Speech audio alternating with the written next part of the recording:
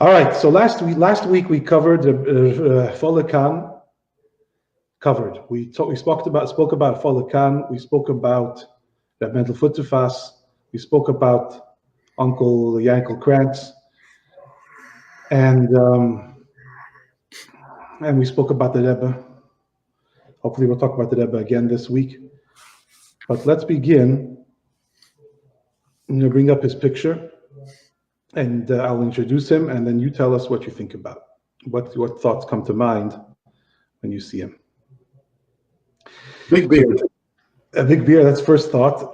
Also, the immense amount of copyrights pasted all over the picture also right away comes to mind. This is Rabbi Yoel Khan. Rabbi Yoel Khan was the Rebbe's chayzer. He was the one who was given the responsibility of listening, remembering, and understanding everything the Rebbe said in public. It was his job to record it after Shabbos or after Yom Tov, and then it was also his job to teach it, to explain it. So really, he was, as you said, the bridge between the Nefesh Elokis and Nefesh Bahamas. Rabbi Yoel was the bridge between the Rebbe and the Chassidim in a major way. The Rebbe spoke, and Rabbi Yoel it basically explained it, interpreted it, remembered it, and then taught what it means. So that is Rabbi Yoel. Solange Yodin, he should live many more happy and healthy years until the coming of Mashiach. Amen. Amazingly, he turned 90 this year, and he came down with the virus, and he beat it. He overcame the virus. They interviewed him right away when the thing broke. They interviewed him about it. Did you watch his interview? Somebody interviewed him. I didn't see it. Somebody interviewed him about, what do you say about this whole virus that's going on? And his basic answer was, everything that happens is designed to fulfill the purpose of Dira B'Tachtonim, of making this world a dwelling place for God. So therefore, this is no exception, and whatever happens and whatever is going to happen is all in that direction, and we have to try and see it. That was his answer. A little bit more than just saying everything is b'hashgacha pratis. Everything is by divine providence. But anyways, take it away. What's Rabbi Yoel's role in your childhood, in your life, etc.? Rabbi Yoel was a teenager, 16 or 17 years old, when he asked the previous Rebbe whether he should come to New York to yeshiva from Lud, from Israel. And the Rebbe told him to come. So he took a ship, a slow boat from China. And when he arrived in New York, they told him that the Rebbe had passed away. This was 1950. And the Rebbe had passed away. So he was totally confused. What does he do now? He came to be with the Rebbe. We're talking about the previous Rebbe. He came to be with the Rebbe, and now the Rebbe passed away.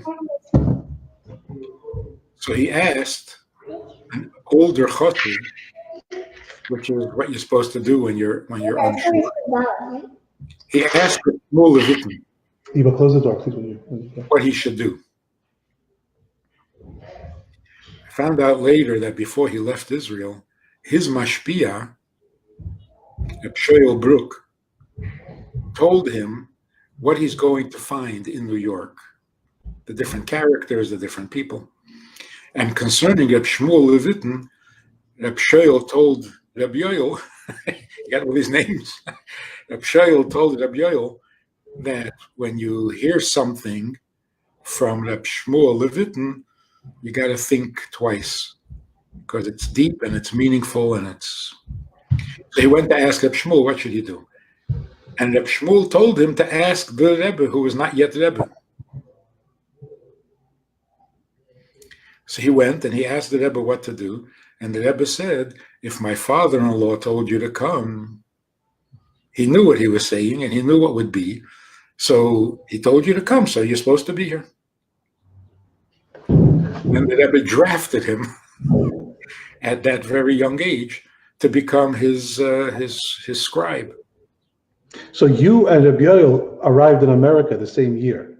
Yes. That's the truth, right? Exactly. You were 4. Right.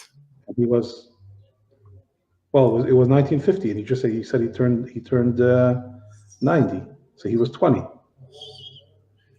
My math is as good as your dates, but Yeah. apparently it was something like 20. By the way, I want to interrupt you for a second and tell you that today is the anniversary of the day that you and I first met. Yes, I was going to say happy birthday. But yes, 42 years ago we met, and it was a good meeting. Yeah, A little bit you loud, made a good impression. a little bit loud, but thanks for today, for making today possible. It's been a good ride, Baruch Hashem. All right. So anyway, so he arrives in America, and you arrive in America, and here we are, 1950. Yeah. So the first mimer that the Rebbe asked Rabbi Yoel to write up a hanocha. A transcript. Rabbi Yoel said, I can't do my Marim, because he wanted the Rebbe to write it. So the Rebbe would speak, and the Rebbe asked him to make a transcript of what he said and write it in a formal, in a proper form, as opposed to just a transcript of the speech. So all the previous Rebbes either wrote the mimer and never said it. It was meant to be studied from the text. Or they wrote it and then said it. And sometimes they said it and then wrote it for people to be able to review. So when the Rebbe asked Rabbi Yoel to write up the Rabbi Yoel wanted the Rebbe to do it. So he said, I can't. It's too hard for me. And the Rebbe said, don't play games. This is your mission. Write it up. And he did, and that's the way it was the entire time. So Rabbi Yoel was born a genius. When he was a child, people were amazed by his intelligence, not just in learning, in everything, in math, just in logic. So the reason that he was able to memorize everything that Rebbe said in a 5-hour Fabrengen on 5 different topics is not because he has a photographic memory. There are people that I knew who had better memories, amazing memories. His gift was he saw the big picture, like a bird's eye view. He saw the structure. He saw where it was going. He saw where it turned right or left with possible explanations that didn't turn out to be the right explanation. He saw the picture. So when they would review, he would get together with a group of students and others right after the Fabrengen, before they were allowed to write on Shabbos or Yom Tov, and they would review it. There were young boys who had better memories. And they would say, no, the Rebbe used this word or that word. And Rabbi Yoel had to correct them because they thought that that was used in part of the answer when it was really part of the question. Or it was part of the question and they thought it was part of the answer. So they got the structure wrong. So when you have a bird's eye view, you see where things connect and how they all come together. So you don't need a photographic memory for the exact word. You've got the picture. So they remembered what the Rebbe said, but they didn't necessarily remember why the Rebbe said it. Back to our point. Yeah. So when we started learning Tanya for the first time, Rabbi Yoel was the teacher. And this was in Bedford before we got to 770. You were how old, approximately? 16. we were actually the youngest class that went from Bedford to 770. Because Rabbi Yoel promised to be our personal teacher in 770. So you went to 770 before you went to Montreal? Right. For a year, the entire class, we all went to 770. Because Rabbi Yoel was going to teach us every day. It didn't work out so well. Why? It didn't fit his schedule, and he meant well, and he intended to do it, but it didn't happen. So after a year, some of us went to Newark, and some of us went to Israel, and some of us went to Montreal. But it was an amazing class, a lot of really impressive people. And that's what Rabbi Yoel wanted us to be in 770, so he could teach us. But of course, his effect was tremendous on everyone. So the primary memory of my first encounter with Rabbi Yoel, we were learning a mimer, and in the mimer it said that this quality or this midah is the internal dimension of another midah. This is the pnimis of this. I forget what the details were, but I didn't see the connection. Why would this be the pnimis of that? So I went to Rabbi Yoel and I said, why? Why is this the pnimis of this? And he looked at me for a moment and he said, what does pnimius mean? And I said, oh, I got it. That was like, first of all, his ability to immediately recognize where I was stuck. What was I not getting? It wasn't that I didn't understand the connection between A and B. I didn't understand what it means to be the internal of something. That's where the problem was. And he identified it immediately. But also, what he taught me was, don't use words you don't understand.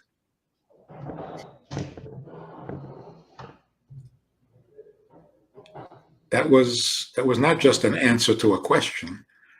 That was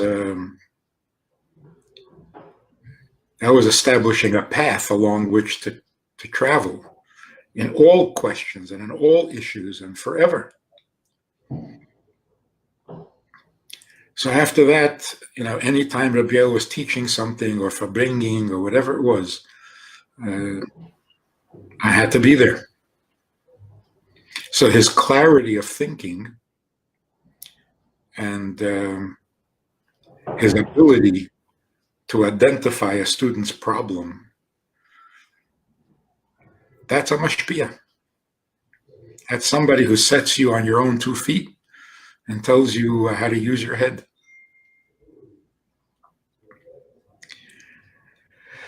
Rabbi Yoel is like a little bit out of this world. In the world of theory, he's a genius. In practical things, so my favorite story is that when he would teach us, and this was, I said, there were some very bright kids in this class, and they were under-challenged for many, many years. All the teachers we had before Rabbi Yoel didn't capture anybody's imagination, to put it mildly. So they were a little wild, undisciplined, and so on. With Rabbi Yoel, from the moment he walked in, we became students. We became sponges. We just wanted to hear more and more. And when the class was over, we were not happy. It was only an hour. It wasn't good enough. So Rabbi Yoel didn't wear a watch and was not very good with time and space. Those 2 minor details. Yeah. So there was a clock on the wall that was, the old-fashioned clock that was plugged in with a long plug. So we had somebody sit at the wall where the plug was, and every 10 minutes they would pull out the plug. So they would stop the watch. And that way we kind of tricked them into staying an hour and a half. But that says as much about you guys as it does about him. That's the truth. A teacher needs students as much as the students need a good teacher. That's a great group of kids. It was a good combination. Yeah. So let me ask you a question. Is it possible to understand something, to understand the concept, and not be able to explain it? Or is it true that if you can't explain something, it is because you don't understand it? Because the reason I'm asking it is, you talk about the Rabbi Yoel, you come over to him and you ask him, how is A the inner dimension of B? And he says to you, what's an inner dimension? Right? He asks you to understand, what does this mean? And you line up 10 teachers, and 9 of them would not ask you that question. They would just answer whatever you asked, and you would walk away not understanding. But how could it be?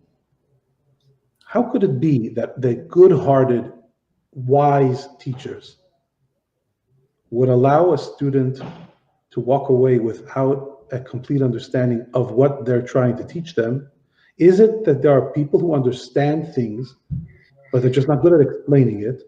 Or is it that he understood things better than everybody, or he understands things better than your average teacher, and therefore he explained it better? You know what I'm saying? Yes, I think both things are true.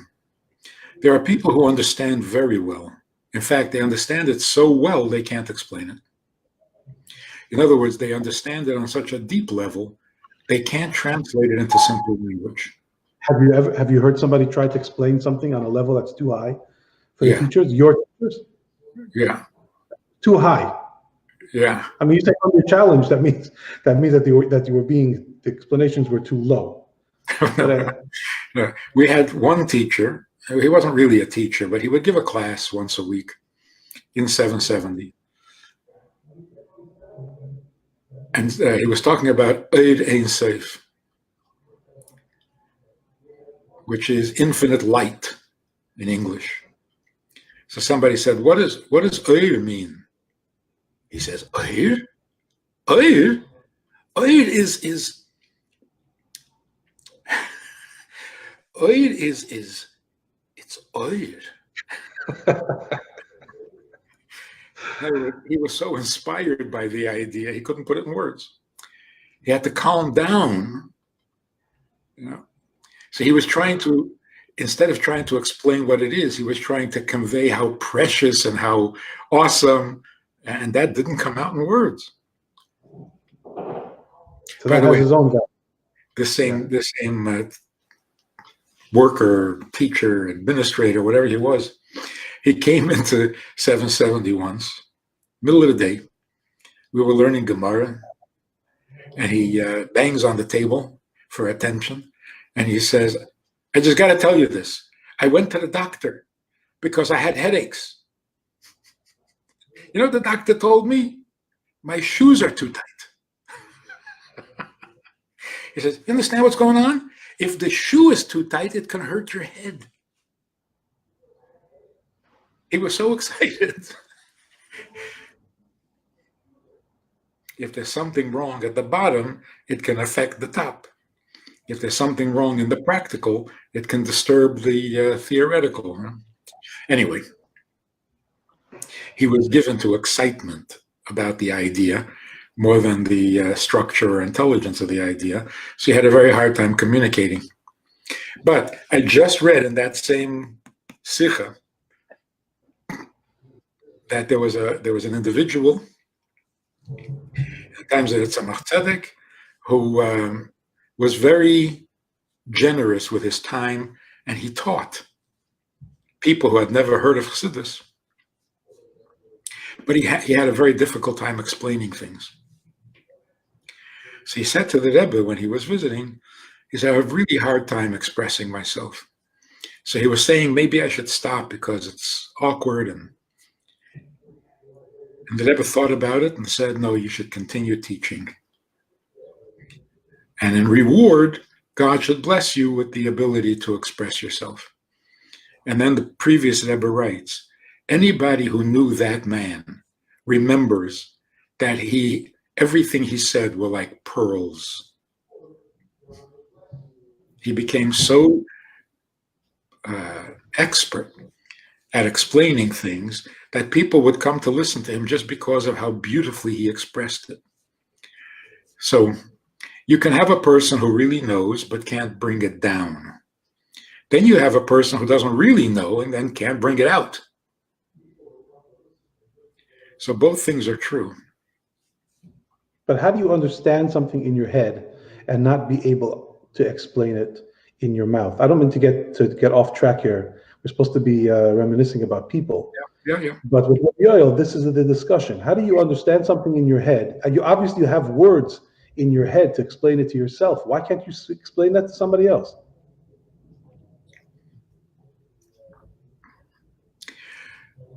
You know the experience of talking to yourself in your head?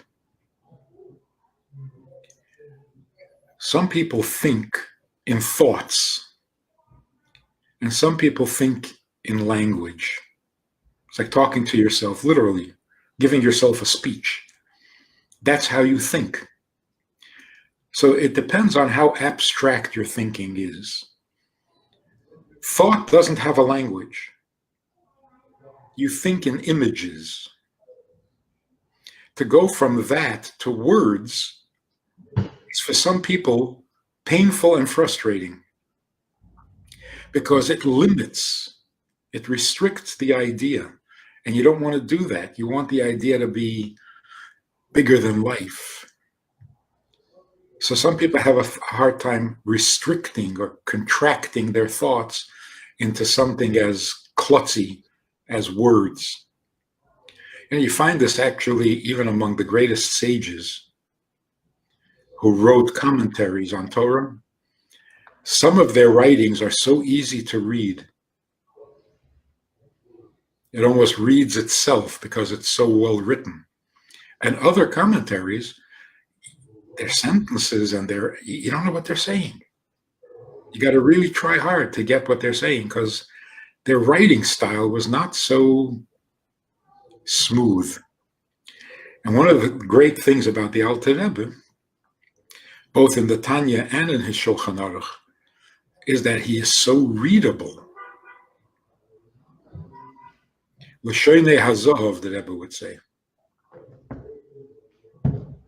So it's a gift to be able to bring things down into words when your mind is so excited and stimulated by the abstraction of the idea. So does that mean that somebody who thinks on a lower level will be a better teacher? Yes, for a lower level student, yeah. So you have to have a guy who has a very high way of thinking, thinks in a sublime abstract, and then is able to talk it in simple language, and then you have an ideal teacher. Yeah, I think eventually, if you're a good student, you get to recognize when a teacher has told you everything they know and there is no more. That's it. So sometimes you ask a teacher a question on what they taught you and they just repeat what they said. You say, I heard that, but how do you explain that? And they say it again. And you realize that's all they have. They have told you everything they know. You can't squeeze blood out of a turnip. On the other hand, you have teachers who explain something very impressively, and you get the distinct impression they're not telling you everything. They know more. There's more there, and they're not telling you. You get to develop a sense of that. They're holding back. Yeah, it's like singers. They hit a high note, and then some singers, boy, that's it. They can't go any higher than that, or they're going to crack. And then others, you think, oh, they could have hit an even higher note. So you can see when a person has reached their breaking point in almost in any area, in anything. Ty, is my sound good? Can you hear me? I hear you loud and clear. You hear an echo? No, somebody complained that my sound is not good. Okay, so now that you have, so now after everything we just discussed, where does Rabbi Yoel fit into this?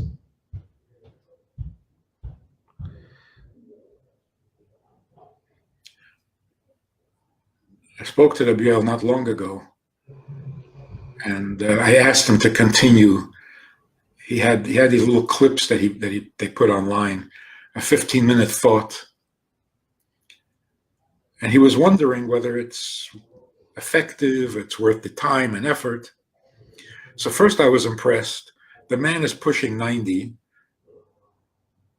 and he's worried about his time. He's busy. Every 90-year-old should be so busy. So he asked me if I think it's worth the effort and if it's effective. I said it's very effective because people who hear this, even for 15 minutes, realize that Hasidus is meant to be understood. You're showing them that it can be understood. It's not mystical. You're demystifying it. And some people still have the impression that Hasidus is meant to nurture your soul in some mystical fashion, but you can't really understand it. Right. So Rabbi Yoel, in all the years, more than anybody else, made Hasidus understandable. And if you didn't understand it, you're failing. It's a personal failure because you should be able to understand it. So I remember the first time Rabbi Yoel said to somebody, one of the students, he said, so what do you, we finished learning a mimer, and he says, no, so what do you know? These were smart kids. He repeated what the mimer said. Rabbi Yoel said, no, I know that the mimer knows. I'm asking you, what do you know? So the guy said, what it says. We learned what it says, so I know what it says. He says, you don't know. Tell me what you know and don't use the words of the mimer. This was a little radical because in previous generations, you weren't really expected to bring it down that earthy in your own words, in your own understanding. These are holy words. You're supposed to repeat them, memorize them. You chazer a mimer. You repeat it. You review it. You don't have your own knowledge of godliness. And to Rabbi Yoel, that was a failure. Now that you learned the mimer, what do you know? Of course you know the mimer. That's not really called understanding. One time, one of the students said to Rabbi Yoel, can you make it in simple language? Can you simplify the idea? And Rabbi Yoel said, no. Strain your brain a little bit.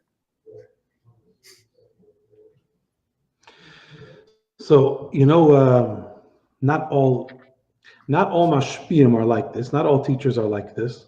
Correct. And not only that, you're saying that he broke the mold a little bit because he's encouraging people to explain things in their own words and to understand things in their own words.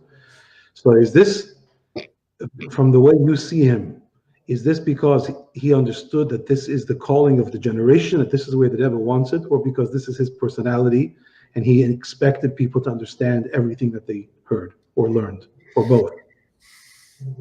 That's the other thing about Rabbi Yoel.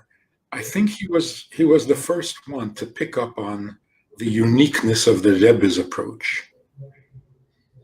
There was a significant difference, although we don't want to hear that. the continuity of Hasidus is unbroken, and of course that's true in essence. But you gotta picture the destruction of Europe and the shift to America. And again, the Rebbe writes in 1940. He says, "I came here to make America a place of Torah, and I am not fooling myself. I know how hard this is going to be, but we're going to succeed." How hard was it to, I don't want to give up the wrong impression, but to Americanize Hasidus, to make Hasidus work even in America? In other words, of course, essence doesn't change, truth doesn't change, Torah doesn't change. But don't tell me that you can do the same thing here that you did in Europe and it's going to be equally effective. The circumstances change, the environment changes, the challenges change. Like that clip they're playing of the Rebbe in response to the virus, where the Rebbe says, if a new illness is introduced into the world, then there must also be a new cure. Old cures do not apply to new diseases. So Hasidim had a hard time picking up on the nuance of the difference between Europe and America and the Rebbe's original and unique approach. Rabbi Yoel got it, maybe because he was so young. Well, for sure, one of the problems was that the Chassidim did not see themselves as America. And when the Rebbe said that we're in America, and America is nicht anders, and we have to speak in the language of America, everybody thought, or a lot of people thought, that he was talking about the Ausjuden. He was talking about the other Jews, who, the outsiders. And yet, actually, he was talking about the Chassidim in America as well. But the Chassidim in America are not the Chassidim of Europe, for better or for worse. Just so that the Chassidus has to be taught differently, even to the Chassidim, not only to quote unquote the Jew on the street. Yeah. So it seemed to be like the call of the hour. The ultimate responsibility of Chassidim is to not let anything change. Don't give an inch. Remain the same. Exactly what we did in Europe, we're going to do here. America is not going to diminish or interfere. I guess for those people, that was right. They weren't going to become Americans. But what about the younger generation? So I think Rabbi Yoel was the first one to present Hasidus that didn't sound like an import. It didn't sound like Hasidus being transported or imported from Europe to America. It sounded like perfectly American. But the Frierdiker Rebbe's Chassidim, the Rebbe Rashab's Chassidim, they weren't people that understood things and explained things in these kind of beautiful ways, the way he did. Were they exceptions, or was it that wasn't expected of everybody? No, I'm not talking about the logic or the understanding. I'm talking about the new attitude or the freedom to think for yourself, to understand what you're learning in an earthy fashion, without the aura of bittul and who are you to understand that shift. So it wasn't for many years that Hasidus began to sound like homegrown rather than imported. And that's part of what's so exciting about hearing Hasidus spoken in English. It stopped being a European import. And Rabbi Yoel was key to this shift.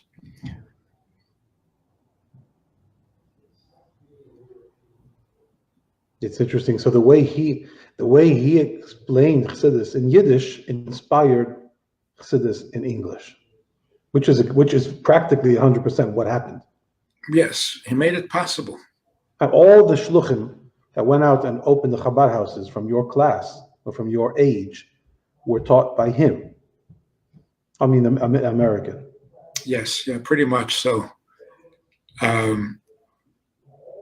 It also made shlichus possible. That makes sense?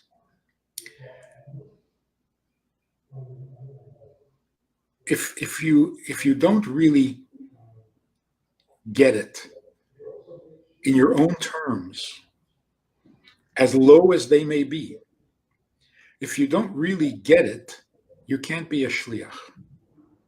So in the previous generations, those who really understood Hasidus became rabbis in communities. You become a Rav, you become a Mashpia, you become a Sheikhet, because you're expert in the subject. But the expert is loyal to the, is loyal to the word of the halacha, to the word of the maimer, you can't be a shliach. A shliach has to think for himself and take personal responsibility for his city, for his country, for his continent. There could not be shluchim beforehand. Beforehand, you had people who were servants to Judaism, not shluchim of Judaism. A servant does what he's told, repeats what he heard, loyally, loyal to the word, loyal to the no language of your own. That would be considered blasphemous. So to be a shliach, you really have to be able to speak in your own vocabulary, in your own language, in your own words, and have it be meaningful. That was the risk. People said that Rebbe is sending young couples out to places where they're the only Hasidim, maybe even the only observant Jew. How is that going to work? It's very dangerous. They're going to be overwhelmed by their environment. They're going to start discussing subjects with people who are cynical or critical and smarter than them. They're going to be misled. They're going to lose everything they have. So even if you're going to send a young couple out on shlichus, send them for a year and then bring them back and undo the damage. The Rebbe says, you ain't coming back. You're not coming back. Go and stay. You want to visit once in a while to buy chocolate on Kingston Avenue? Okay. It's an amazing thing.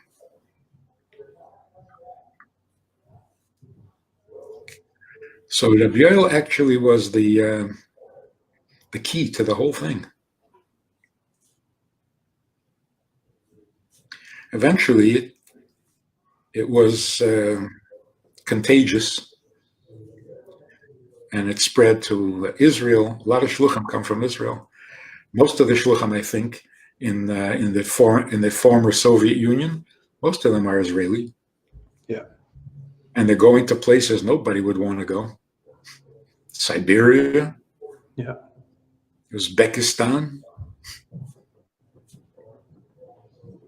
They're going back to the places we ran away from. Imagine some guy going on shlichus to where his grandfather was tortured to death in Siberia.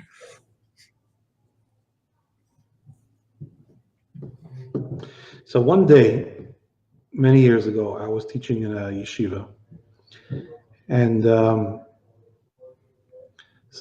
something happened with one of the students in the yeshiva. He was caught with some contraband, etc., and he was expelled from the yeshiva. And I was very upset. I was very young and idealistic, and I was very disappointed in the boy. I was very disappointed that after all of the learning that we'd done together and all of the farbrengens that we'd had, that he was hiding this all along, and it was very discouraging.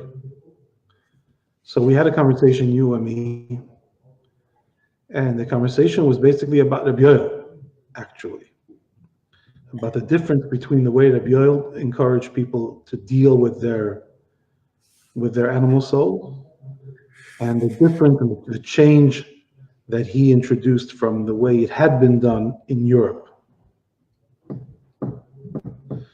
You remember? I mean, I don't know if you remember the conversation, but I do, and it's a very big topic. yeah. One of the significant changes in the Rebbe's approach is that soul-searching kind of activity, trying to repair yourself internally, is no longer the focus. The Rebbe put us in charge, made us feel responsible for the world, which is basically the idea of Mashiach, a perfected world. The world needs to be repaired. The world needs to be perfected. The world needs to be enlightened and elevated. And to spend a lot of time and energy on perfecting yourself suddenly seems petty and inappropriate, inexcusable.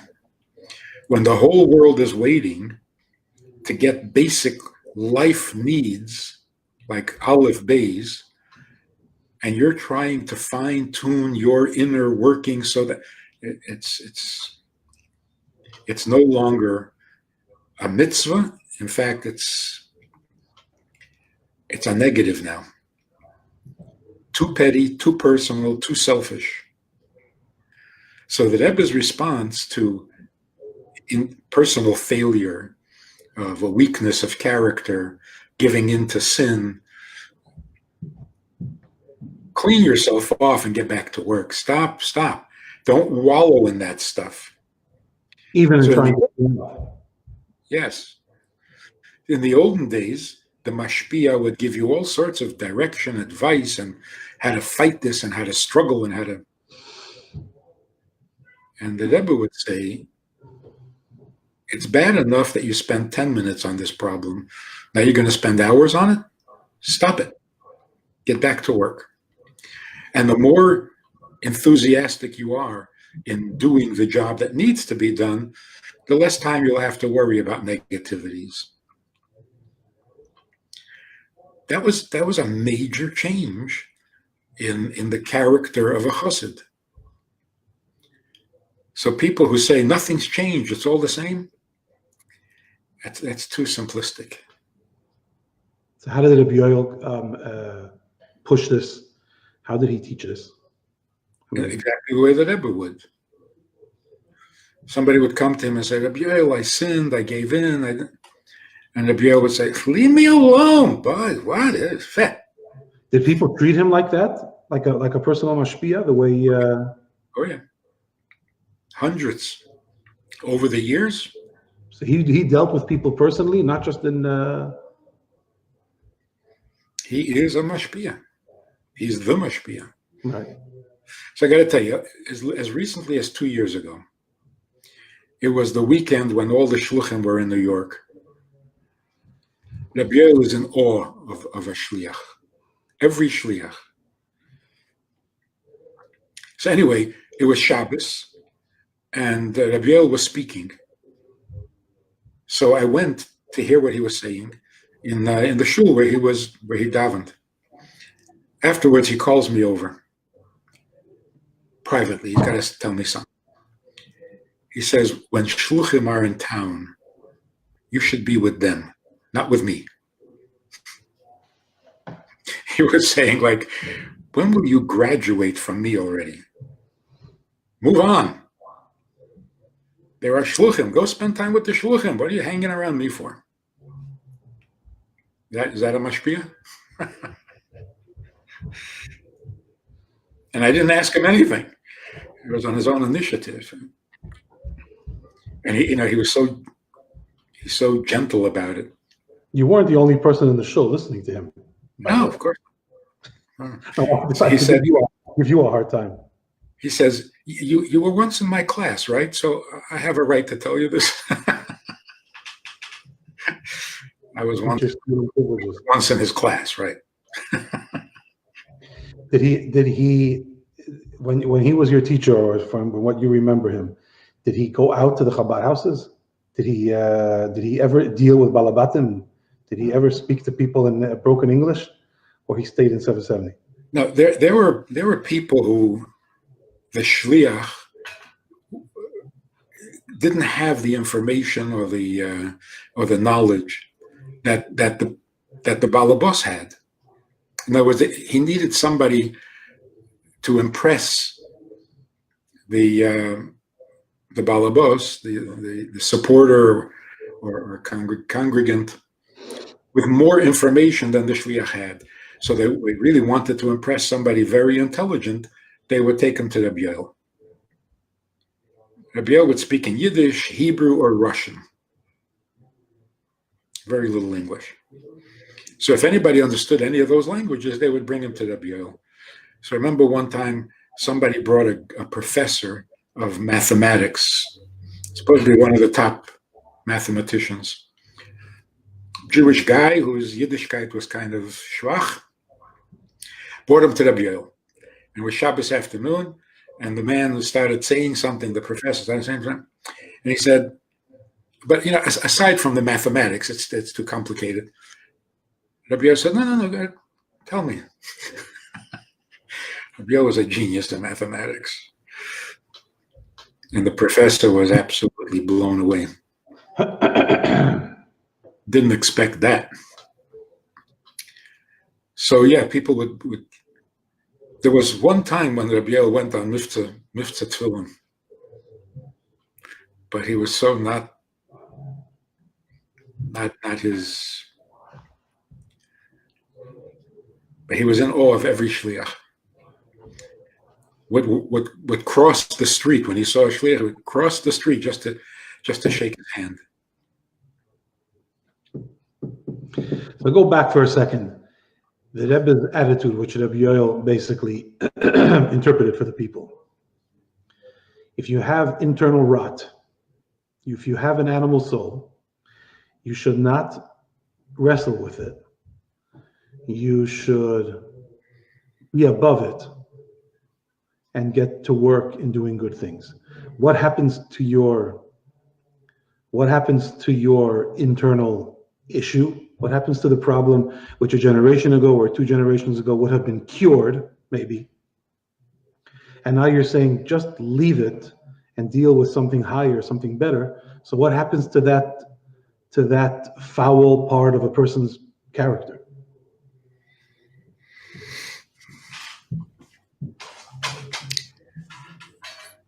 Not feeding the animal soul of the Yetzer Hara weakens it. Because the Yetzer Hara is like a parasite. It needs attention. It needs to draw life from holiness. If you ignore it, if you don't give it expression, if you don't let it exercise its will, it gets weaker. That's why if you create an environment in which the particular sin that a person is subject to is just not available, and a month goes by where he doesn't sin because it wasn't available, the appetite is weakened, not strengthened. So if you're going to work on yourself, even today, work on something noble. Work on being more generous, more refined. Work on being a little more humble. Not on the grubby, ugly stuff. That stuff you just have to ignore. And part of the rationalization, the evil of today, the darkness of today, is the absence of light. It's not like the plague of darkness in Mitzrayim, where the darkness was a substance and you had to beat it to death with plagues. Today, the darkness is simply a lack of information, a lack of light. So to fight it is pointless. How do you fight darkness? So the expression is, you can't sweep darkness out with a broom. Why? Because there's no substance to the darkness. It's just the absence of light. And that is good news, by the way, that the darkness of the world today is not the darkness of yesterday. Okay, but let's talk, for example, about a person who has a really bad temper. Just an example of a foul trait. And he goes to Rabbi Yoel and he says, "Look, I want to be a mensch, but I can't control my anger. I get angry way too often, and I stay angry for way too long. So what should I do?" And Rabbi Yoel would say, "What would you say?" What would be the best answer? What would you say? "What's the matter with you?" I don't know. Get angry at him. Tell him how ugly it is. I tell you the story about this little girl in Israel who thought God was angry at her. Yeah. So I said to her, "God is angry at you? When did you become so important?" Yeah. A person who justifies his own anger is not just suffering from temper. He's suffering from a little delusion about who he is. People get angry because they allow themselves to get angry. They don't really lose control. They allow themselves to behave outrageously up to a point, never beyond that point. So they don't lose control. So when you say to a person who comes to you and says, "What am I going to do? I have a terrible temper. I get angry at people." And you say to them, "I don't care. Who cares? You're not that important that your failure or your problem should be so important. So you get angry. Who cares?" That gets to the heart of the problem. But if you take him seriously, "Oh, really? You lose your temper? I wonder why. Did somebody hurt you when you were a child?" No. So You're not getting any more attention because you don't deserve it. So when you brush off anger or temper issues as being beneath, as being insignificant and laughable, it can change a person's anger issue. Sure, certainly. Again, because Think to the Rebbe about very serious things. yeah, And the Rebbe said, "Hesachada, stop thinking about it. Just move on." or give more charity. Right. In other words, go for the positive. Stop. And the more energy you put into the positive, the less energy there will be for the negative. But particularly with the question of temper, people often say, "I lose control." And they think that that's a confession. It's not. It's a cop-out. You don't lose control. We're getting away from our intended purpose here, but this guy said, "My wife got me so angry, I lost control and I hit her." I said, "Really? Did you hit her with a bat?" He says, "Oh, don't be crazy." "Oh, don't be crazy? You lost control. Why didn't you hit her with a bat? Why didn't you kill her?" "Oh, don't be crazy." In other words, even at the height of your anger, you were in control. It's a controlled explosion. Controlled, yeah. Anyway, so let's get back to the Yoel. Okay. If you want an example Yeah. of a character molded, purified, refined through knowledge and through learning, where learning Hasidus changes you, this is a perfect example. you can see in everything he does, everything he says, the way he behaves, the way he acts, it's all so thoroughly mindful. The character is just beautiful. In general, last week's interview was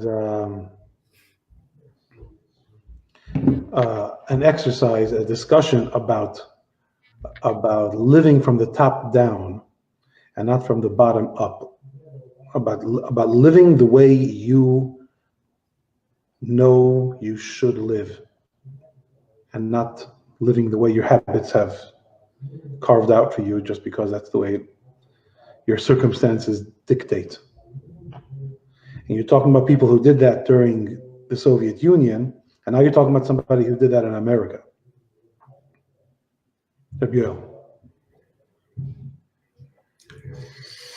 You know, it was a very prominent tradition in Russia that when you got together to fabring and to inspire each other and to reach deeper into yourself, you drank. You said l'chaim.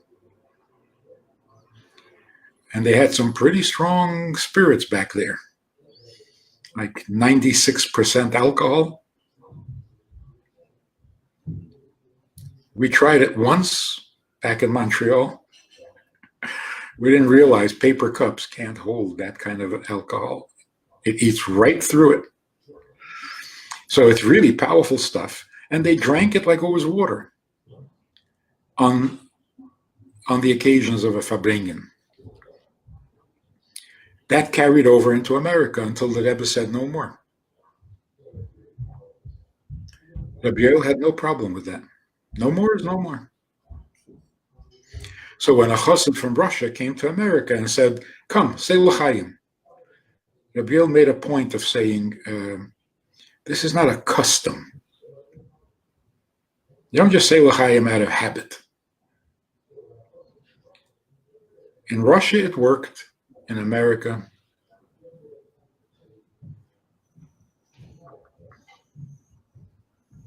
that was shocking to an old-time chassid. But people complain to the Rebbe that they don't have a way of shedding their frustrating way of thinking and their frustrated way of that feeling that drives them nuts. So that's why they have to say l'chaim so that they can loosen up a little bit, take the edge off, and then be open to changing at a fabringen the way you're supposed to change for the better at a fabringen. And the Rebbe said, too bad, figure out a different way to do it. Figure out a different way to do it. Alcohol is not the answer anymore. So what's the different way of doing it from the mind? Well, Rabbi Yoel's explanation at that occasion was, I'm not about to do any soul searching right now. We sat down to fabring because it's Yantif, and I don't want to do soul searching. So why would I say l'chaim? Because that's what you do? What is that, a custom? There's no custom to say l'chaim. So people who say l'chaim at every occasion.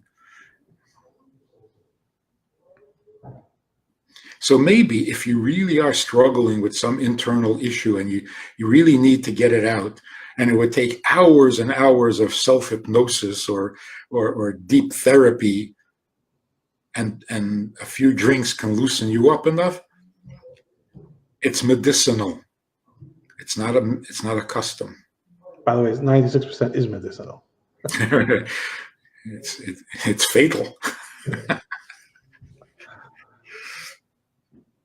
No, but the Rebbe wanted, the Rebbe said there should be only a minimal amount, but the Rebbe obviously was challenging the Chassidim to figure out a different way to get past your artificial, superficial surface. But what was the Rebbe asking for? So one of the secrets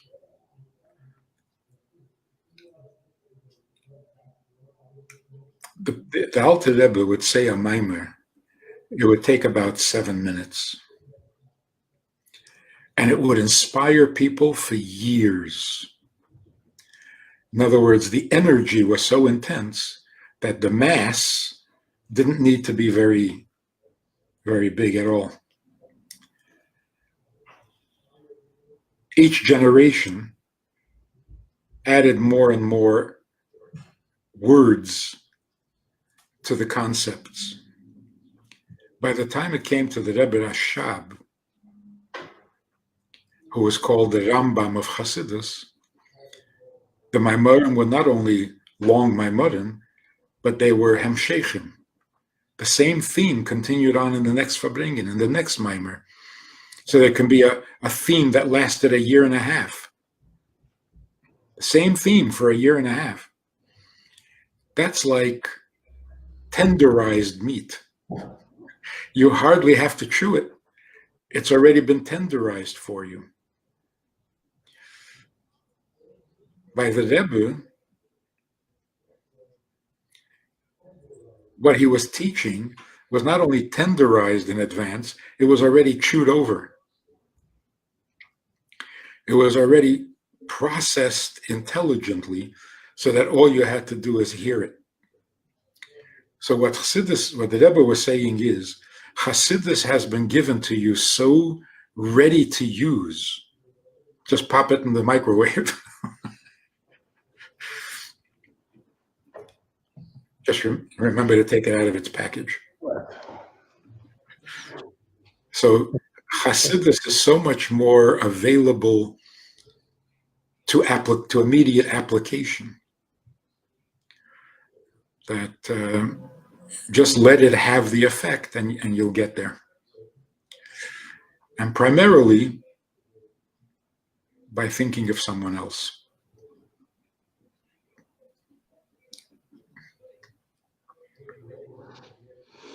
Okay, we'll move on to somebody else because there's no end. There's no end to this conversation. So. Okay, so let me just tell you one more thing about Rabbi Yoel.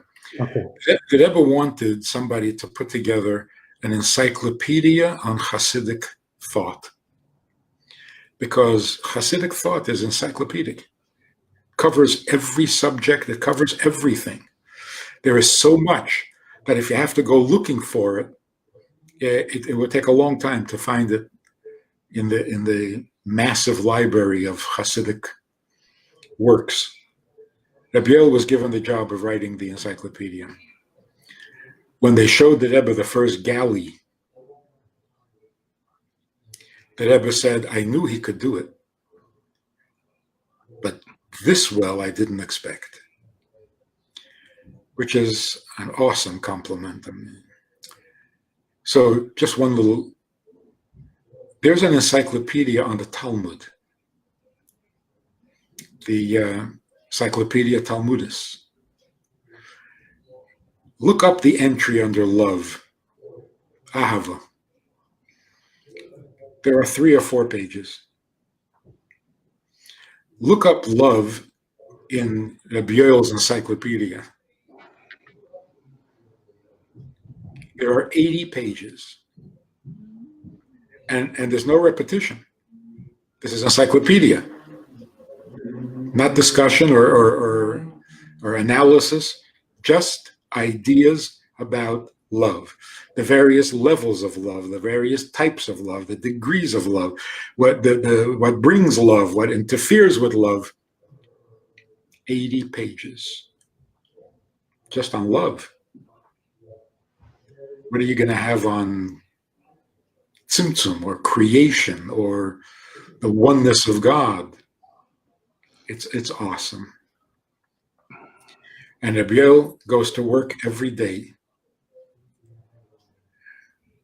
at this advanced age.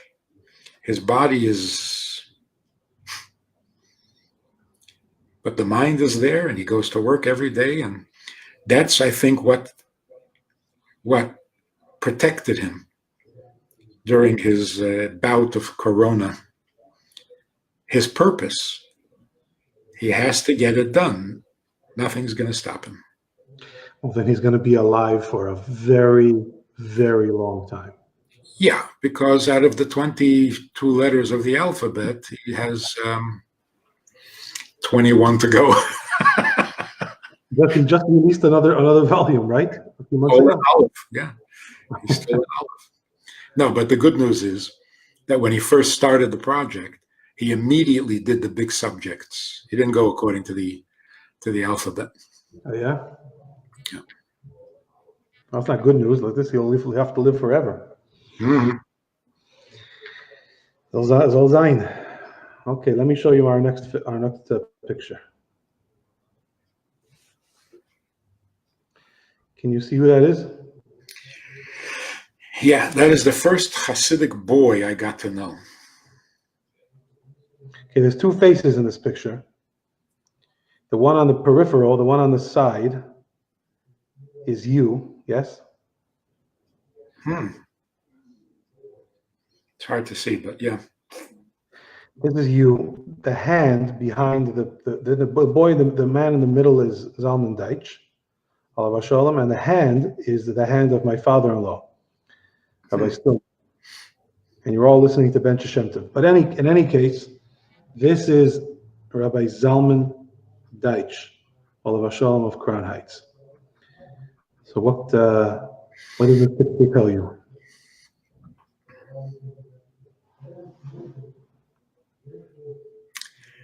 Zalman was one of the boys in our class, but his maturity level was like light years above the rest of us.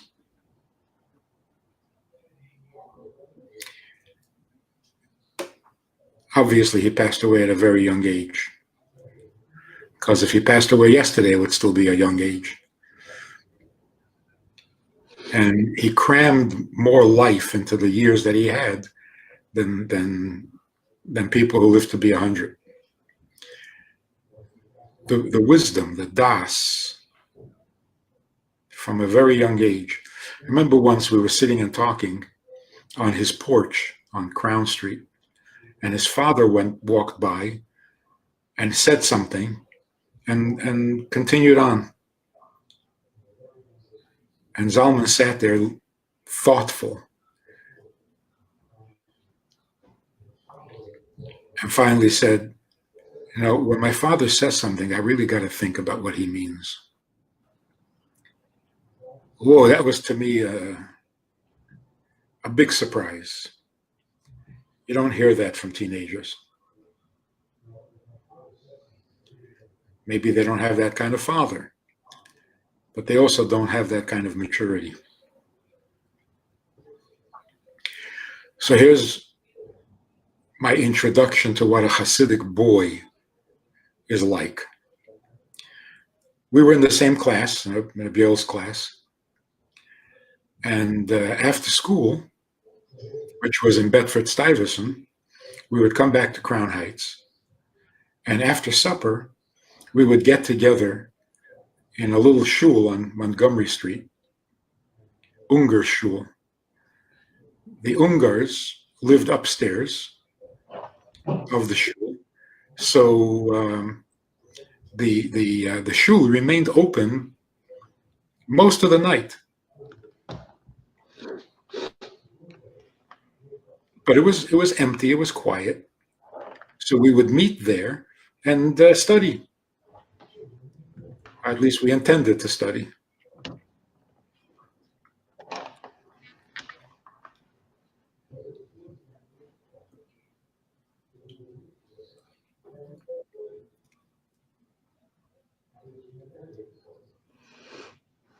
Anyway, Zalman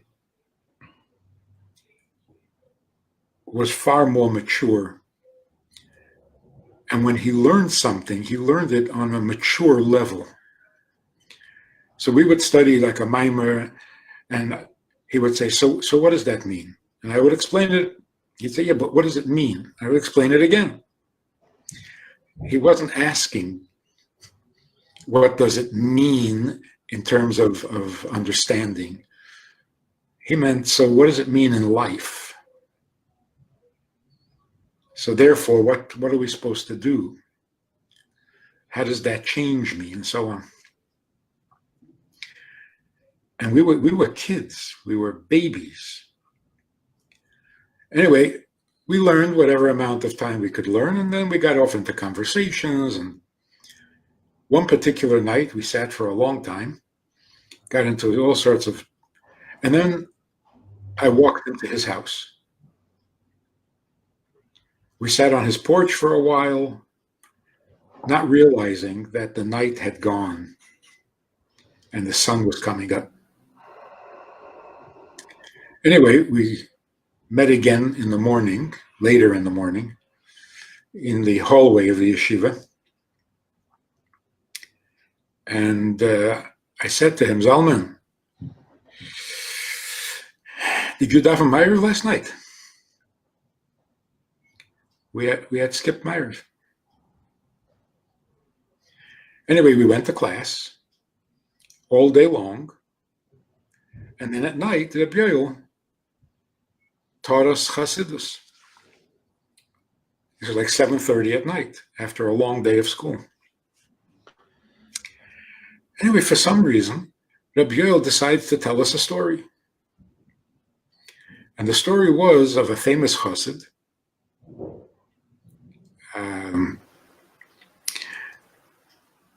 who, as a young boy, would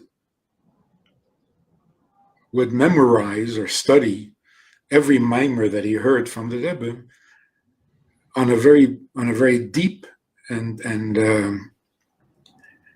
thorough level. And his custom was that after the Rebbe would give a mimer on Shabbos afternoon, he would go out into the garden and sit down in the shade and close his eyes and review the mimer. And he had great concentration. So he would, for hours, he would sit there reviewing and analyzing and studying and absorbing the mimer.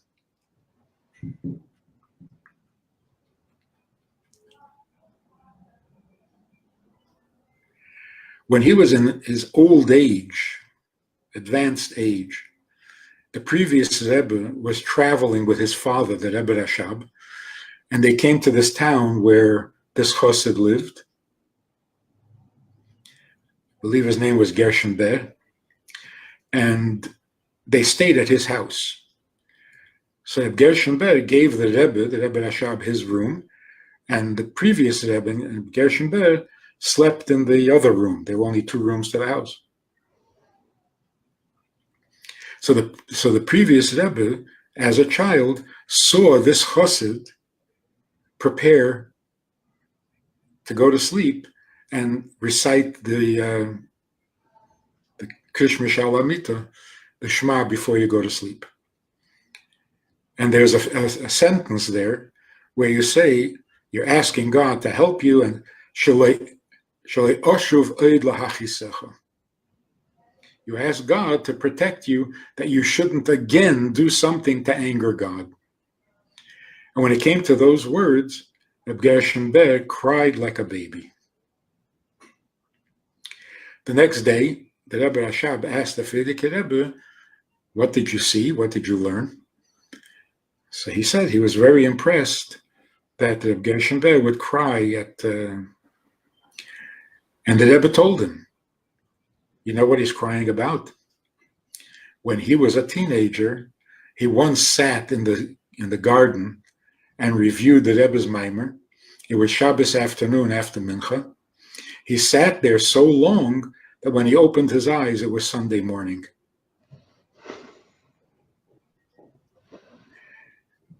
And now, 50, 60 years later, he still cries every time he says, I don't want to anger you again. He cries over that Ma'ariv that he missed. So I was sitting in the row in front of Zalman, and that struck me like, oh, of all stories that Rabbi Yoel could tell us that day, wow. So I turn around, like, hey, divine providence strikes again, right? Reb Zalman had his hat down over his eyes, and he was crying. For a teenager to have that sensitivity, I was blown away. But then later I figured out, no, he wasn't a teenager. He was never a teenager. He was an old soul. and he's a legend in Crown Heights. His father passed away at a young age. He lost a brother, two sisters, all at a young age. He had to take over his father's business while he was still in yeshiva. Just an amazing guy. I met him in a barbershop in Crown Heights many years ago. I recognized him, and I knew that you were friends with him. He came to Minnesota for the wedding, right? Zisi's wedding. The wedding, the first wedding in the family. Anyway, so I said to him, Rabbi Deitch, my name is Rabbi Friedman, and I told him who my father is, and I said, I understand that you were friends with my father when you were younger. And he said, yeah, and he says, ask your father, or tell your father that Zalman Deitch is reminding him about the winter of 1960-something in Montreal. I don't remember what year he mentioned, but he said, we had a winter in yeshiva that year. What a great winter. Tell your father, or ask your father if he remembers the winter of 1965 or 66 or whatever. So apparently you had some very, very good times in yeshiva. Those were the best years, those 2 years, 65, 66.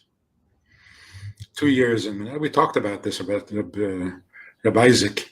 Yeah. But also, the dormitory was not organized for the amount of students that came in.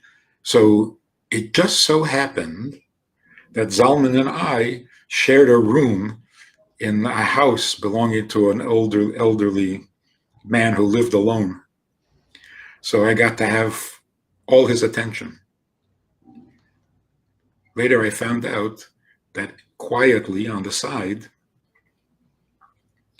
Zalman was taking care of all the old man's needs, his papers, his all his legal stuff, his finances. Zalman took over. Reb Zalman. He was a teenager. He devoted himself to taking care of this old man, sweet old man. But he was all alone. And I found out that, without any fanfare, he was devoted to helping one of the students who was kind of wild and out of control, spent hours with him, turned him into a real mensch. There were so many things that Zalman was doing extracurricular and never missed a minute of school. So he was bigger than life. His children were amazing. And for some reason, they were not destined to live very long.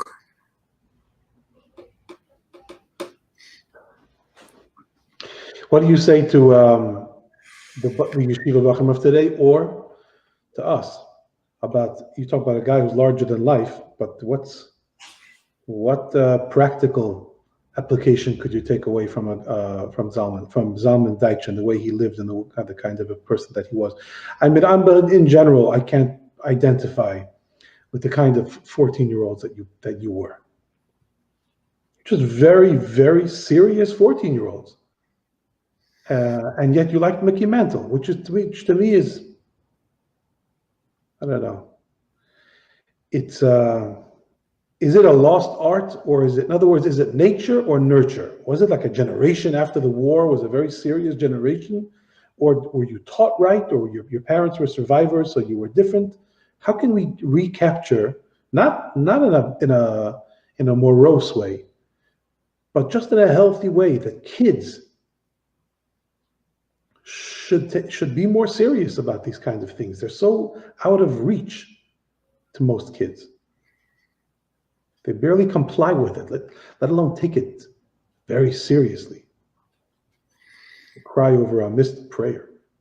Okay, before we continue with this, are you suggesting there was something wrong with Mickey Mantle? You once suggested to me that there was something wrong with Mickey Mantle. In fact, you suggested to me that there was something very wrong with Mickey Mantle. Not his ability to hit a home run. But and there were people who thought that anyone who, there were two teams in New York. There were the Yankees and the Dodgers. Yeah. And the Dodgers were like the losers, the underdog. And the Yankees were these arrogant winners. So there were people who felt that if you were a Yankee fan, you were corrupt. If you were a sensitive soul, you were a Dodger fan. That is an eternal truth, by the way. Right? Anyway, just off the record, Mickey Mantle has a son who's Jewish and frum. A what? A son.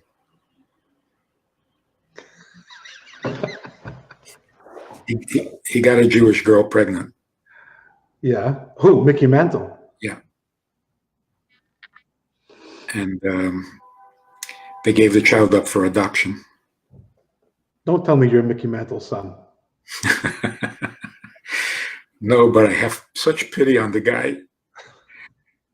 You're Mickey Mantle's son and you can't even tell people? Mantelovich. How frustrating, huh?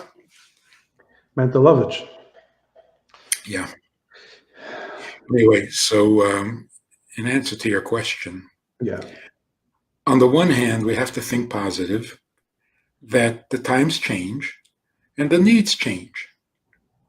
So if Talmidim, students today, Bachrim today, don't have that kind of perspective or that kind of interest, maybe it's just not necessary. Let's try to put a positive spin on it. But it's sad that they have no conception. They have no awareness of this. And that shouldn't be. You got to know how beautiful and how great life can be from in all directions, deep as well as wide. So the chassid of today has a very wide perception. Like we were saying before, a very global perception of godliness, which I guess is what's most necessary today. But to not have an appreciation for the depths of it gives you a two-dimensional Judaism. You should have a three-dimensional. And, this is one of my favorite themes anyway. We learn a lot, we know a lot, we have access to all sorts of information like never before. So the two dimensions of Torah and Judaism are very highly developed. But it's not three-dimensional. We don't go deep, and that's sad. Maybe not crucial. I feel it's almost like after Mashiach comes, we're going to look back at Golus, nostalgically and say, whoa, those were good days. You don't need them anymore, but they were good days. So at least you have good taste in what to yearn for, or what to retain as a good memory. But concluding with Zalman, he made us all feel like such babies. There were many of his friends who were much brighter than him, knew much more, understood much more, had all sorts of talents and all sorts of abilities that were really impressive. When they were sitting next to Zalman, they felt like babies. Talented babies. So when we would fabring together, we would have some fun and everybody would show off a little bit, cute expressions and brilliant criticisms and insights. And Zalman would sit there and we would notice the look on his face and we would always, let's get serious here. Let's get sober.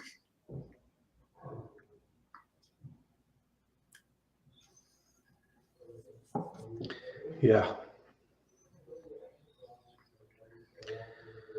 Okay, I'm going to put up two pictures. Hopefully it's going to work.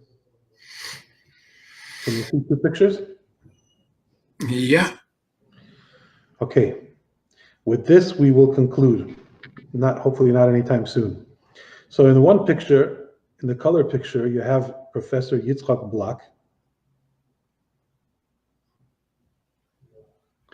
In the other picture, I think that's him also on the right, yes?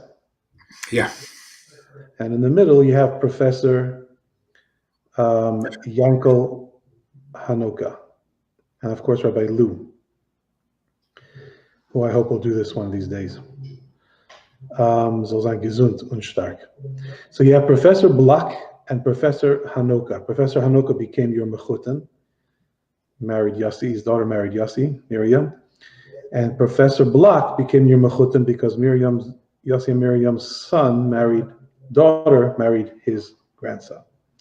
But before these people became your mechutanim, Professor Block and Professor Hanoka, you talked about them a lot, from what I remember. So could you talk about them a little?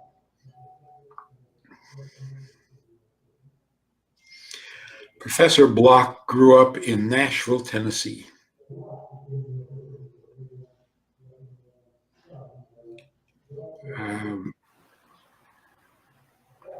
He was influenced deeply by Zalman Posner, who was the rabbi of the synagogue there in Nashville, Tennessee for many, many years. And Rabbi Posner brought the teenager Yitzchak Block to 770. To make a long story short, he fell in love with Yiddishkeit, and he wanted to join the yeshiva and sit and study about what happens when two people fight over a shmata. He just loved it. And he wrote to the Rebbe that he wants to quit school, in which he was doing very well, and just sit in yeshiva. And the Rebbe said, not a chance. He went to college, became a professor in Greek philosophy. Can you believe this? He was thoroughly a chassid, through and through, with a long beard curled up. And he was a professor. And not just any professor, a professor of philosophy. And not just any philosophy, Greek philosophy. What an amazing contrast. It seems like he was one of the experts in North America on Aristotle.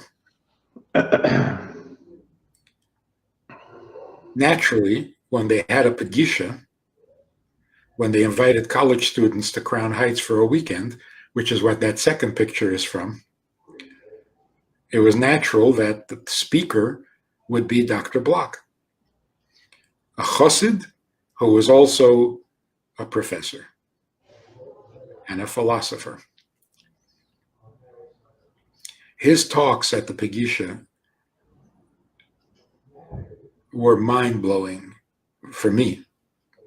I was still in yeshiva at the time, and I would sneak out to listen to him and to Rabbi Posner and the other speakers.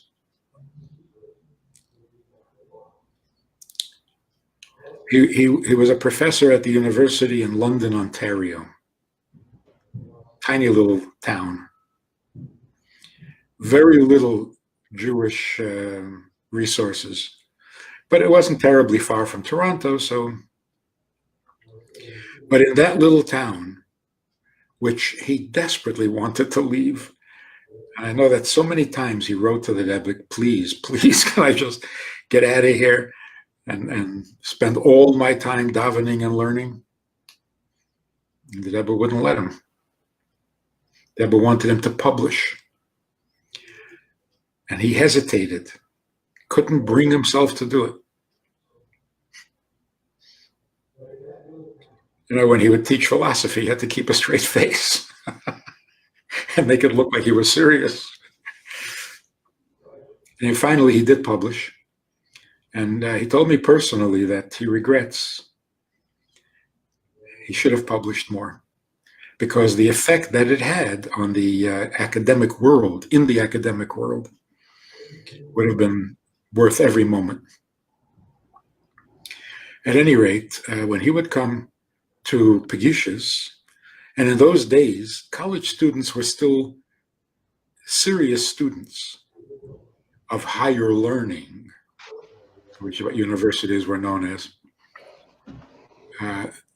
They were serious. They had questions. They wanted answers. It wasn't frivolous. And of course, when Dr. Block spoke, it was about philosophy. How can you prove the existence of God? And how do you know? And what are that? And all these questions. Good questions. Every year, Dr. Block presented amazing explanations and insights. And one year, Friday night, he surprised everybody. And he said, with his southern drawl, he said, every year I come here, every year you ask me these philosophical questions. Every year I give you the answers because, I do this for a living. So boring. I do this all the time.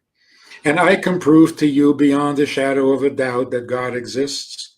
And I can prove to you beyond a shadow of a doubt that God created the world.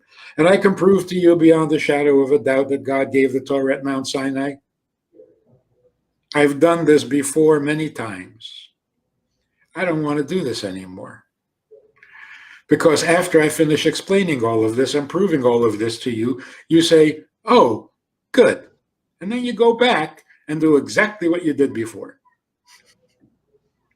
So this year, I'm not answering any philosophical questions. Whoa, what is this? He said, instead, I'm going to tell you a story. Story about a Jewish soldier in the Russian army who during World War I, I think it was, doesn't matter. He was in the trenches, and through the fog and the rain, he saw a German soldier rising up. So he shot him. And as the German soldier was falling, he heard the German soldier say, Shema Yisrael, Hashem Elokeinu, Hashem Echad.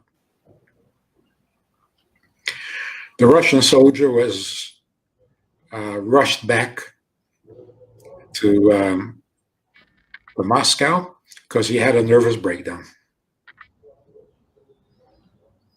Oh, anybody have any question about why he had a nervous breakdown? Raise your hand. Nobody raised their hand. He said, what, nobody has any question? He was a professional soldier. He killed many people. Why did he have a nervous breakdown? If you have a question, raise your hand. Nobody raised their hand.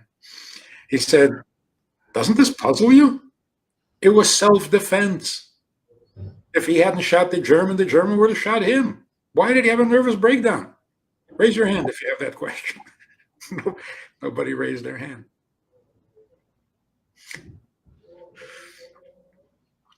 He said, okay, now that we have established that you are insanely Jewish, now you can ask me philosophical questions. That's beautiful.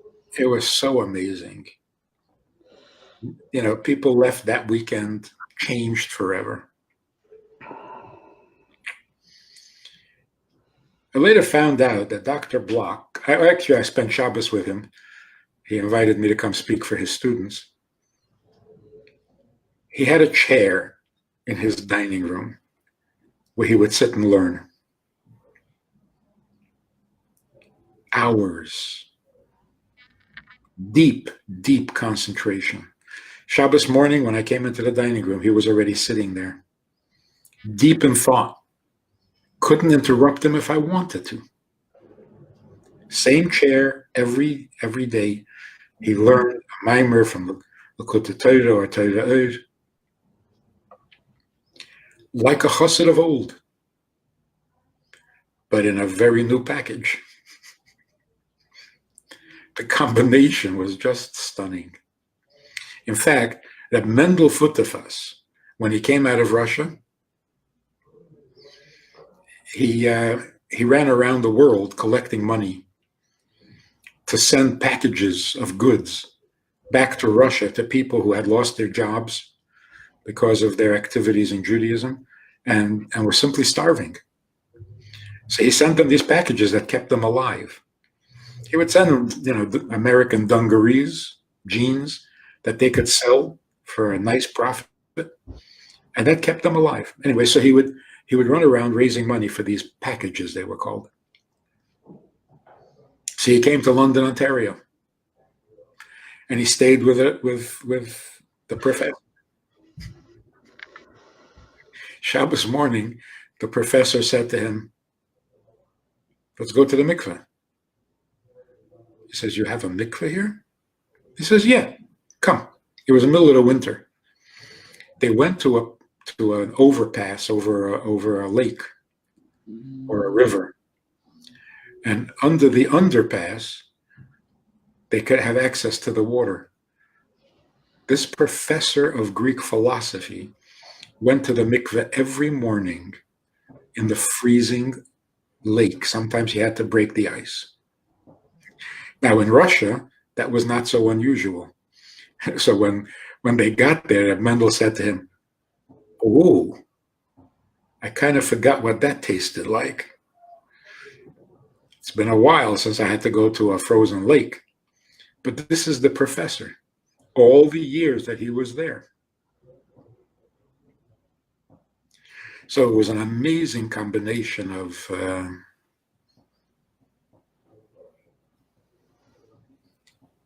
the real thing repackaged. And the effect that he had on students after he passed away, the amount of letters and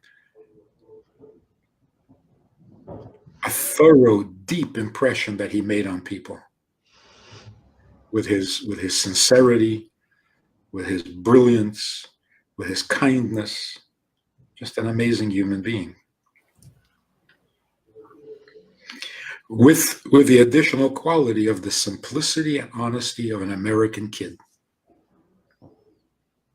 The kind of chassid that the Rebbe created out of nothing. Same is true with Dr. Hanoka. Everything he had in Yiddishkeit came from the Rebbe. Produced in America. Dr. Hanoka was a brilliant scientist. He held 22 patents of things that he invented,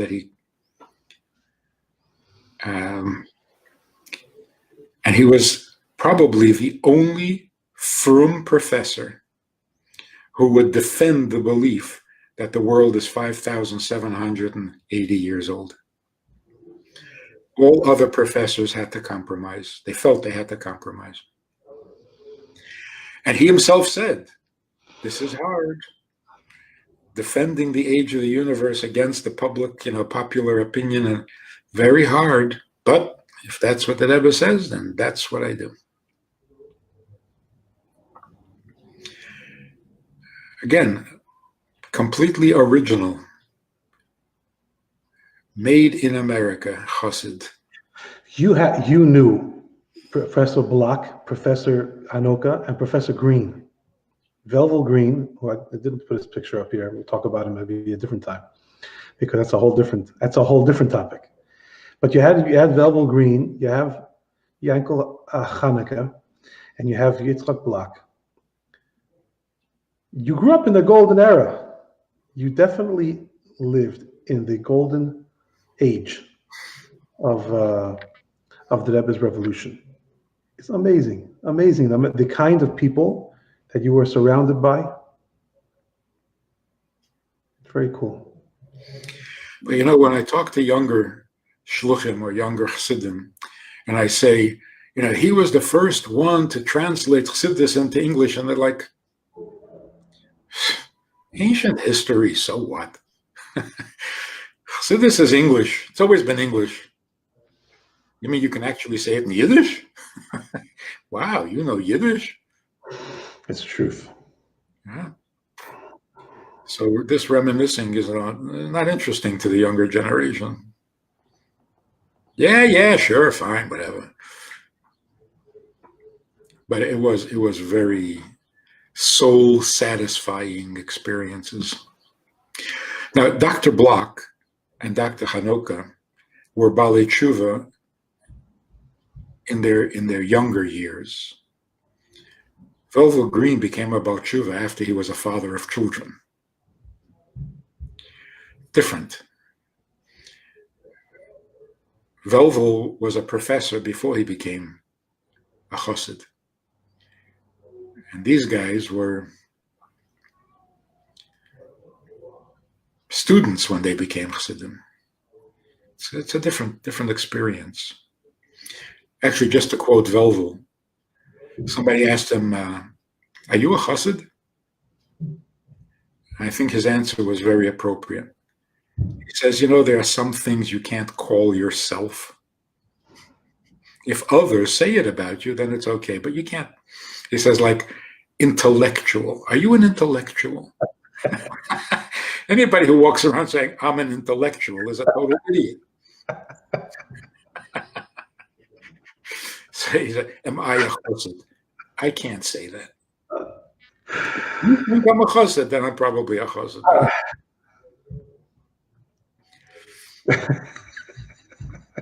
And it turns out that just very recently, they had a clip of Rebbetzin Alltime. And she said that when she was growing up, she never heard the term Chassidish. Chassidim did not refer to themselves as Chassidish. So now it makes sense. You don't call yourself Chassidish. The community. Yeah. Anyway, so the third person in the picture is also an American product. His entire Hasidus experience is from the Rebbe. Not from the previous Rebbe, not from the Rebbe before that. Rabbi Lou, you mean? Rabbi Shmuel Lou. The only thing is that he was religious and observant before he became a Chassid. So Hasidus was new, not Yiddishkeit. So you have very different personalities there and very different experiences. And they sit there together like they were soulmates. Rabbi Hanoka, of course, Dr. Hanoka, comes from a Sephardic background, hence the name.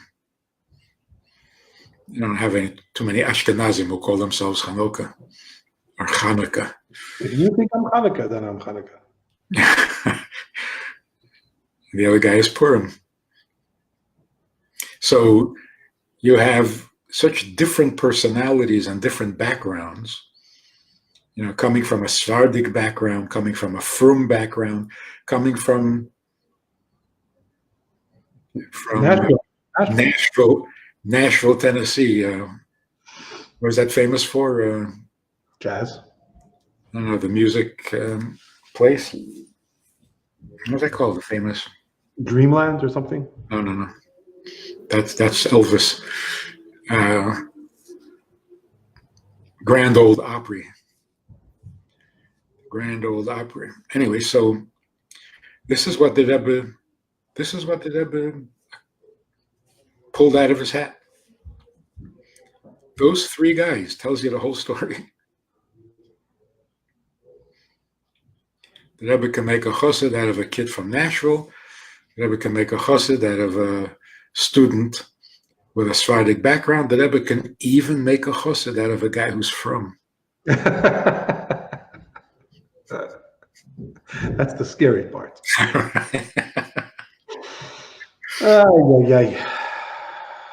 Great. There are some things you can't call yourself.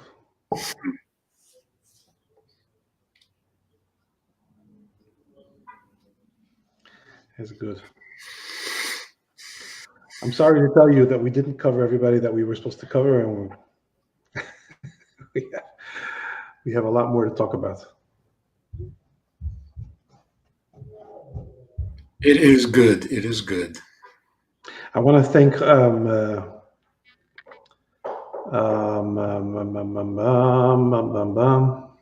who? Your brother, what's his name? My brother. No. Who are you trying to remember? Yechiel Kagan, sorry. I'm trying to thank Yechiel Kagan because last week after the interview, a bunch of people told me that my camera is terrible and it's very blurry. And Yechiel Kagan called and said, What a great 2 hours that was. Can I buy you a new camera? And he did. Wow. And we're on the new camera. So thank you, Yoel. Hope it's better. So thank you, Ta. And Mitzvah will do this again soon. Yeah. Tell people who Yoel is. What did you Tell say? people who Yoel Kagan is. Yoel Kagan. They're all reading his book. How about you tell people who Yoel Kagan is? Yoel Kagan produced the books My Story, interviews with different people about their experience with the Rebbe. So he knows what interviews are supposed to look like. Yeah, well, now I asked him if he's going to start doing these these in my encounter interviews over the internet. But yes, he has the privilege of being responsible for having preserved and kept alive unbelievable amount of memories and stories about the Rebbe. Beautiful stories. In Bechlal, him and Elkanah Shmutkin put together, or whoever else is responsible for it, put together a philosophy, not just a business, but a philosophy about what the Rebbe would want preserved and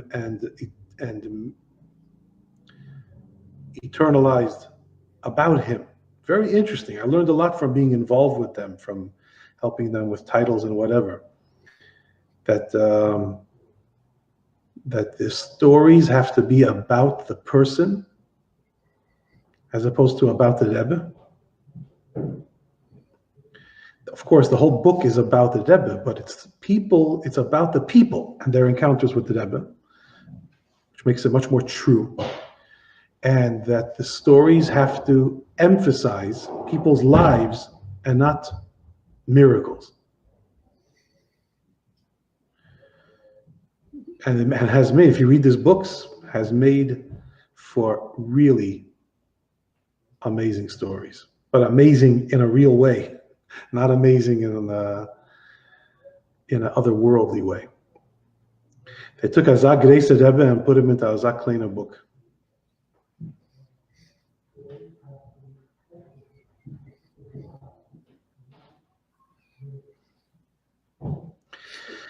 Yeah. They're also very careful with the Rebbe's picture. Yeah, like not flipping the negative. The Rebbe didn't like pictures in which he looked too serious. The Rebbe what? Did not like pictures in which he appeared too serious, without a smile. The Rebbe felt that there was enough seriousness in the world. You didn't have to.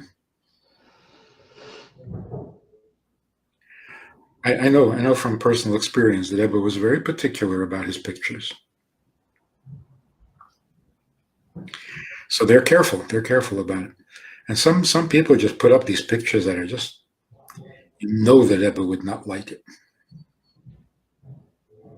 You had a story with Lubavitch in Minnesota, no? Trying to use a particular picture, and the Rebbe asked you not to use it? It was a painting, a watercolor.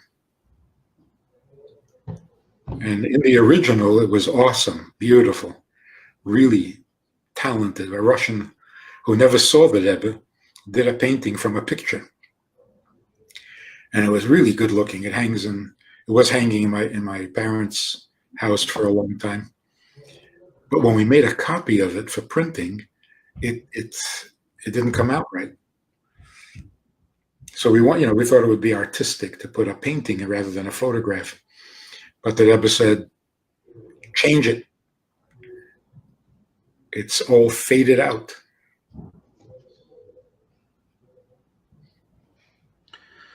Yeah, that's a discussion by a whole different discussion about the Rebbe and his picture. Yeah. That the Rebbe, not only the Rebbe allowed it, but the Rebbe saw in it a potential. In general, the Rebbe's ability to lower his standards, not his standards, but to lower himself to a generation that needs certain things. Look at the Rebbe's insistence on putting a picture on the front of a sefer. The picture of the author. Even a Rebbe, if you can get a picture, put the picture at the beginning of the book because it makes it more interesting. The Rebbe said, create an index, Create an encyclopedia. Create things that make learning more interesting. And others would have said, this is no way. You don't have to lower the standards of learning so that the average common man will find it interesting with pictures and indexes and interesting easy ways to learn. Make people work hard. And the Rebbe did both. And with the pictures, one major thing. At the beginning, the Rebbe didn't like people taking pictures of him, but then he said, if it's going to help, let's do it. But let's do it right.